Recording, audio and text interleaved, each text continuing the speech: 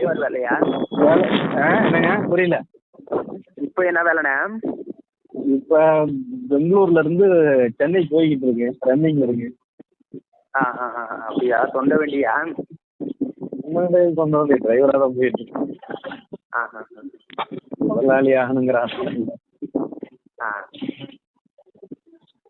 ஒன்றும் இல்லைண்ணே, நானும் இப்போ அங்கே தமிழ்நாட்டில் எல்லாம் வேலை முடிச்சுட்டு இங்கே கர்நாடகா வந்தோம்னா அப்பா அம்மாவுடைய வந்து கோவா ரூட்டு கோபனான்னு ஒரு சின்ன வில்லேஜ் ஊருக்கு வந்திருந்தேண்ணே. எங்கள் வீடு பக்கத்தில் ஒரு நல்ல விஷயம் ஒன்று நடந்துச்சு. அந்த விஷயத்தை பற்றி உங்ககிட்ட பர்சனலாக பேசலான்னு கால் பண்ணுவேன். சரி சரிங்க. உங்களை நம்பி சொல்கிறேன், யாருக்கிட்டையும் பப்ளிக் பண்ணிக்காதீங்க, உங்களுக்கும் ஒரு நல்லதாகண்ணே. வீடு பக்கத்தில் ஒரு இருக்கிறாரு. வாய்ஸ் ஒன்றும் டல்லாகுது. வாய்ஸ் டல்லாகுது. இப்போ கேட்குதா? கேட்குது, சொல்லுங்க. அண்ணே, எங்கள் வீடு பக்கத்தில் ஒரு வயசான பெரியவர் இருக்கிறாருண்ணே. அவருக்குன்னு இருக்கிறதுக்கு இடம் இருந்ததுலன்னு ஒரு கோவில் இடத்துல போய் ஒரு சின்னதாக குடிசை போட்டுக்கு நின்றாரு. இந்த கவர்மெண்ட்ல இருந்து ஆசீர்வதிச்சு அந்த வீடு கொடுப்பாரு இல்லையா, சின்ன சின்ன வீடு இல்லாத இளைஞருக்கு. ஆமா. அந்த மாதிரினே இல்லாத இளைஞருக்கு சைட்டு கொடுக்கலான்னு பிளான் போட்டுனே எங்கள் ஊர்ல பழைய கோட்டை இருந்துச்சு. அந்த கோட்டையை டெமாலிஷ் பண்ணி சைட்டு கொடுத்துருந்தாருனே. அதுல இந்த பெரியவருக்கு ஒரு மூலையில ஒரு சைட் கொடுத்துருந்தாரு. ஆனா இவர் பெரியவர் ஒரு வீட்டு ஆளுகளை சேர்ந்துக்கின்னு இந்த பேஸ்மெண்ட் போடுறாங்க இல்லையா, வீடு கட்டுற போது இது பேஸ்மெண்ட் போடுறப்போ பள்ளத்தை எடுக்கும் போது என்ன ஆயிடுனாக்கானே, ஒரு மூலையில ஒரு மண்ணை பானைக்குள்ளனே ஒரு 5 கிலோட்டோ தங்கமும் ஒரு 1.5 கிலோட்டோ வெள்ளியும் கடத்திக்கிட்டுனே. பரவாயில்லையே. கடத்திக்கிற பொருளை யாருக்கும் தெரியாம எடுத்துன்னு போய் அமாசக பௌர்ணமிக்கு பூஜை போட்டுக்கிறேன் வந்துக்கிறாரு. இந்த விஷயமும் யாருக்கும் தெரியலண்ணே. அவரு வந்து ஒரு நாள் என்கிட்ட வந்து, ரமேஷ் இந்த மாதிரி கடத்திக்கிட்டுப்பா, நீ 4 இடத்துக்கு போற, 4 இடத்துல இருந்து வர, ஒரு தெரிஞ்சவர் யாருன்னா இந்த விஷயத்த சொல்லி பாருப்பா, தங்கத்தை ஒரு பாதி ரேட்டு கொடுக்குறான்னு இந்த மாதிரி என்கிட்ட சொன்னாருண்ணே அவரு.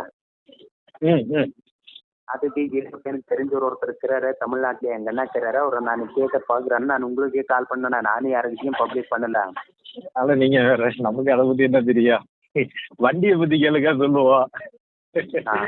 அங்க வெள்ளியை பத்தி நமக்கு வந்து அது பெருசா ஐடியாவும் கிடையாது, நமக்கு அதை பத்தி ஒன்றும் தெரியாது இல்லையா. ஏன்னா நீங்க அது வந்து பழைய பொருள், பழைய தங்கம் அப்படிங்கும்போது எந்த அளவுக்கு போகுது வருது அப்படிங்கிற சூழ்நிலை தெரியல. இது சம்பந்தமா நண்பர் இருக்காங்க, வேணா தருமபுரியில நண்பர் இருக்காங்க, நான் வேணா கேட்டு சொல்றேன். அல்லண்ணே, நான் என்ன சொல்றேன்னு தெரியுமா உங்களுக்கு? இப்போ நீங்க ஃபர்ஸ்ட் டைம் வேணா காசு கீசு ஒண்ணுமே வேண்டானே, வந்த பொருளை பார்த்துக்கன்னா ஒரு ஃபேன் கொடுப்பாரு, நீங்க எடுத்துன்னு போய் செக் பண்ணிக்கிங்க. ஓகே கன்ஃபார்ம் ஆச்சுனானே உங்களுக்கு பாதி ரேட்டுக்கு கம்மியாக நான் உங்களுக்கு வியாபாரத்தை பண்ணி தரேன். நீங்க போய் அங்க கடையில என்ன ரேட்டுக்குது அதுக்கு வித்தாக்கா உங்களுக்கு பாதி காசு மீறும்ல. எப்போ அதெல்லாம் நமக்கு ஒன்றும் தேவையில்ல, பொருளுக்குலாம் நம்ம ஆசைப்படுற ஆள் கிடையாது. நமக்கு வேணாம், அவர் பெரியவர்கிட்டே கொடுத்துட வேணாம், அவரே ஏதாவது நல்லபடியா பார்க்கணும். இல்லைன்னா நீங்க முன்னாடி நின்று செஞ்சு கொடுக்கறதுனால இப்போ 10,000 ரூபாய் பொருள் வந்து வாங்குறாங்க அப்படின்னா நீங்க 10% கமிஷன் வாங்கிக்கிங்க. நீங்க முன்னாடி நின்று செய்யறதுனால வாங்குறவங்களும் விற்கிறவங்களும் பார்த்துட்டு நீங்க இடையில நிக்கிறீங்க. ரமேஷுக்கு மட்டும் அது கிடைச்சா போதும், வடிவேலுக்கு அதில் ஒன்றும் தேவையில்லை.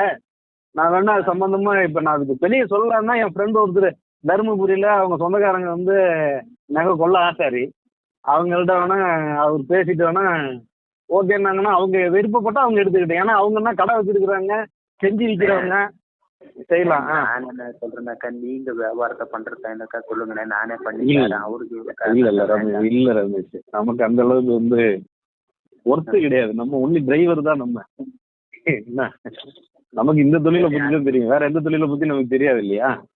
சரிண்ணே, சரி சரிங்க ஓகே, நன்றி, சந்தோஷம். தகவல் சொன்னதுக்கு நன்றி. பாப்பா இன்னொரு நாளைக்கு பாப்போம். ஓகே.